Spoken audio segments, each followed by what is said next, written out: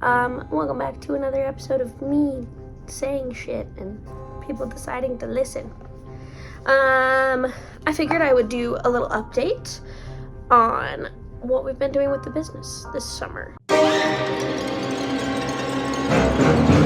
So, well, technically I'm just going to talk about Pride. So, we got home from Salt Lake City Pride, and then I spent like the last week literally unpacking everything, cleaning everything up, and then sleeping because somehow I was so drained from that. I mean, okay, so it was 2 days, Saturday and Sunday.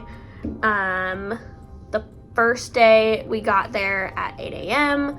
We set everything up. It was hot as balls, which sucks because we did not have great aeration. Like, we had some baby fans, but I was dumb enough to assume that the baby fans were going to be strong enough to be helpful. They weren't. I mean, like, Ray and I each had little personal fans that's kept us alive for most of the time, but it was rough. Pride itself was from noon to 10 p.m. That was really fun. We were right next to one of the stages, so we could like hear some of the performances that were going on. We could hear all of them, and we could see a couple of them. It was pretty busy. So this Pride, I have earned more than I have earned at any other festival. We earned a total of, I think, $570, which is very great for us, for me, for like all of it. I usually do not break 100 most of the time, which sucks because some of the markets, the booth fee, so every time I go to a market, my number one goal is always try to make more than the booth fee so that I have some type of little bit of profit. But more of the goal is we've made the booth fee, so we don't have to worry about it. We're not going in the red or anything like that, and we're still making great products that people really enjoy seeing and enjoy being able to get that representation or whatever. And last summer I started off super great at Logan Pride. I made plenty over the booth fee with that one. This is the sticker display that Fig just ran to the top of. And then a lot of the other markets, it was I was barely breaking even with what the booth fee was, which was super fucking rough. And it was I don't want to do this anymore if I literally can only make the booth fee, because that means I'm literally not ever going to earn profit because I've already spent so much money getting everything to make the stickers, to make the prints, to make all of the display stuff, having to buy a tent, a table, XYZ. I mean, actually the table and the tent, I think. Oh, those were Christmas presents. The wagon was a Christmas present. One of the tables was a Christmas present. Lots of other things have definitely been presents from family members, which has been super helpful. But still, I've already spent so much money, and so the goal is to at least get out of the negatives with that, and I am slowly getting there, I think. So from this Pride event, we earned a good amount at this, and I think moral of the story is I need to stop doing a ton of the really tiny small markets, because it's not the best place to start by doing a ton of queer stuff at tiny small markets in Logan, Utah. So it's not like I'm getting anywhere with those, essentially. Most of the people that show up to those markets are old people or people with young children, and so not the people that would appreciate most of the stuff that I have. Anyways, let's see. Significant things from Pride Day 1 Saturday. My dad showed up. That was very nice. Him and my sister came and sat at my booth for a little bit, hung out with us, got to talk to them, chit chat with them. That was very fun. Ray and I watched several episodes of Trolley Problems and Keith Eats the Menu, and essentially I just downloaded a ton of stuff from Second Try, and we watched a ton of that, and that was pretty fun. That's kind of it. It's just a lot of sitting, a lot of waiting for people to come into the booth, a lot of saying hi's and hellos and trying to explain to everyone what all the products were. We did get some notes that people had. I mean, we wrote down lots of notes. Some of them were there needs to be more horror stuff, so now we're working towards that, trying to get more horror art made for that. I made prints this time of a lot of the paintings that I have, because I have yet to do that. I don't know why it took me this long to do that, but now we have prints of the paintings that I did, and several of those were purchased. That was awesome. I feel amazing. So then the end of day 1, day 2, Sunday was a way more profitable day. I think we made about $100 more on Sunday than we did on Saturday. Still super fucking fun, still hot as fuck. Literally, I may have gotten heat stroke by the end of that. I don't know if I like actually got heat stroke, but like I was so woozy. So we'd this was at the end of the day. So day 2 was from 10 a.m. to 7 p.m. So it was 9 hours. Day 1 was 10 hours. And we kicked ass day 2. That was super awesome. So many more people were there. I don't know if it's like a Utah thing where it's like, instead of going to church, I'll go to Pride. Woo! I have no idea. But more people were there. The performances were bigger and better. We got to watch a couple performances because we were so close to the stage. It was really fun. We had some yummy food that was there. I had like this katsu, and Ray had, I think, some oxtail. I think it was from like a Jamaican food truck. I could be totally wrong. I do not remember. We were not able to bring the puppy on this one. She's come to a couple of them. She likes to sit in the sun or in the very front of the booth where everyone can see her and say hi to her. She is an attention whore. But she was not allowed at SLC Pride, so we boarded her, and she had a very fun time being boarded, actually. She's making lots of good friends at daycare, which I think is definitely helping with her socialization and trying to get her to like start barking at other dogs. Hi, baby. You want to come say hi? Hello. You little puppy girl. Good girl. Hello. Oh. She doesn't like to be picked up, but I do it anyways because I am the way that I am. Hi, baby. She's very cute. Yeah, but she did so awesome being away from us. And we like slept at a friend's house, and that was super awesome. I literally have some of the kindest friends I've ever met in the entire world. And they also volunteered at Pride, so like we saw them several times while they were walking around and helping out there. It was so cool. Yeah, so we still make the most money selling stickers.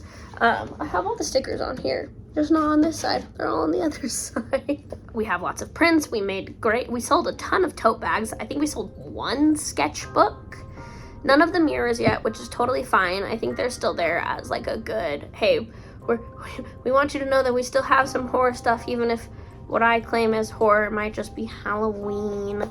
But we got spooky mirrors, and so I think that like helps tie the little theme of the whole booth together, especially because like my figure painting isn't really horror related, but I still want it there because it's beautiful and it's queer and stuff like that.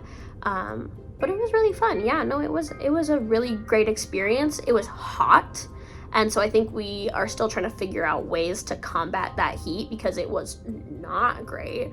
We were like setting timers when we could take headache medicine because it was so fucking hot outside. And we had those like cooling little neck towels. I had a misting fan. I had hand fans. I had electrolytes and water bottles upon water bottles. Like I was drinking so much water. And I know I was overheated because I did not have to pee as often as you would think for the amount of water that I drank. So my body was using that shit. But we survived. We did fine. We made it home safely, got the puppy back. Everything was great. Took long naps afterwards. Spent the better part of the next week pretty much sleeping because I could not stay awake while I was at work. And I was like, somehow my body is still exhausted from Pride. It was really awesome. We had a really fun time. I would 100% do it again. Loved having my husband there. He was so helpful. It was so awesome. I mean, he did a lot of the talking. Like he could tell that I was getting tired, and so people would come to the booth and he would be like welcoming them in because I was dying inside. And then we just like cleaned everything up. We got cleaned up all super good. The place that it was at has no like accessibility ramp down to where the cars are, which is super shitty. Like apparently there are elevators, but I do not know if those fucking elevators work at all. Or where they lead to, because they might just go up and there's still like 6 steps between the like actual ground level and then the slight step down to where the parking garage is. And so we'd have to like fill the wagon up, take the wagon over to the stairs, take everything out of the wagon and walk it down the stairs because there was only 2 of us, and so we weren't really getting a ton of help being able to just like lift that wagon up and take it down, and then packing the car and then coming back to where our spot was, which was like an okay walk away from where it was. Like we were pretty close, but not close enough for it to be like super easy. But got everything cleaned up. Almost passed out, didn't pass out, had to sit in front of the air vents in the car for a good 10 minutes just trying to get my body to work again. Yeah, it was rough, but it was really fun. I really enjoyed it. I would gladly do it again. I definitely want to get like some more horror stuff in the booth. I don't know, part of me is like maybe magnets, maybe like keychains, but I have no idea if any of those things would be helpful or if it's just me spending more money thinking that it's gonna change anything. I have no idea, but we had lots of fun. We made a great amount of money. We were really, really successful. Like, I know it's definitely not all about the money, but it's something that is important because that's what we're doing, is we're selling stuff, and we're also trying to make a booth fee so that it's actually like profitable and not a stupid decision to keep doing. And we want everything to be like cheap enough that people can buy it and want to buy it, but also expensive enough that we're like getting everything, we're getting everything that we need paid for type of a thing. Like right now I am waiting to earn enough money to be able to buy myself a new printer, because the printer I currently have is like occasionally works. Like I have to unplug it and plug it back in every time I use it, several times while I'm using it, just because it has stopped working. And so I'm hoping to get a new one of those, but I can't do that because I need to make more money selling stuff in order to be able to cover the cost of things, so I'm not depleting my own savings account. It's a hot shit show, but we're getting there. The ball is rolling up. That's from Dimension 20. I just finished listening to the Starstruck Odyssey. It was lovely, but they keep saying the ball's rolling uphill now, and that's how I feel. The ball's rolling uphill. We are making great strides. We still have lots and lots of markets the rest of the season. We have Logan Pride, Ogden Pride, Salt Lake City DIY Fest, Hazel Avenue's Bazaar, which I'm really excited for. And then there's some markets in Roy that they have like a little Roy Pride, a little Roy Halloween Fest. I think that's most of all the ones that I have left. I'm very excited for all of them. I really hope they all go well. I have no idea if they're going to go well, but I think if most of them go well, then the moral of the story is to apply for the bigger events, because I'm going to be more successful at the bigger events than the little events. Because even though the bigger events are more expensive, at the big events, I'm able to make enough to cover how expensive they become.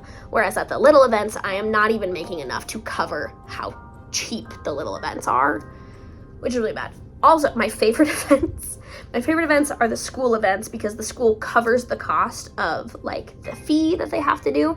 And so it's like free for the students to sell at the little school events. And they are awesome because I mean, technically they're the most profitable because I'm not spending money to participate in them. But I've been able to have like such wonderful conversations with my peers about like what's going on, and like that they feel seen because there's all these beautiful stickers and artwork, and just having like little small chit chats. I've made a lot of friends doing the school markets, which is wonderful because I feel like I'm at a point where I'm like, the only time I will make friends is at work now, or the fact that I need to plan ahead of time to go out to some place where I will be able to talk to other people and make friends with other people. I am an awkward person. But we're working on it. The ball's rolling up. We're working on it. Anyways, Salt Lake City Pride was amazing. I will definitely try to put all the pictures in this video. If you like this video and you want more content about the business, please leave a comment. Let me know. Like, subscribe, etc. Share it with your friends. If you have friends that sell at markets and that have advice, send me everything. I would love all the advice. I spend so many hours scrolling through like YouTube and Instagram and TikTok and the internet looking for market advice on how to be more successful at markets. So please send everything my way. You guys are amazing. Thank you so much for watching.